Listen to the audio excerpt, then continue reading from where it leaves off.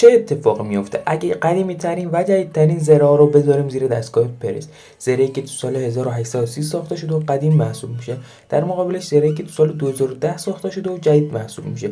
به نظر شما کدوم میتونه بیشتر دوام بیاره؟ خیلی ممنون میشم دوبار بزنید صفحه تا ویدیو لایک شه. بریم ویدیو رو با هم شروع کنیم. خب اولین زره مال سال 2010 که تقریبا جدیدم هست. ببینیم چقدر میتونه دوام بیاره. تا الان که بد نبوده و کلا هم تونست 60 رو دووم بیاره که میبینید وسطش کلا باز شد. بریم با هم زره سال 1830 ببینیم که این زره قدیمی هم هست. ببینیم چقدر میتونه دووم بیاره. پشمام دستگاه داره میشکنه به جای اینکه زره سوراخ شه. خیلی عالی بوده واقعا، هیچیش نشد و تیغه دستگاه نابود شد. واقعا به نظر شما این قدیمی ها چی هن؟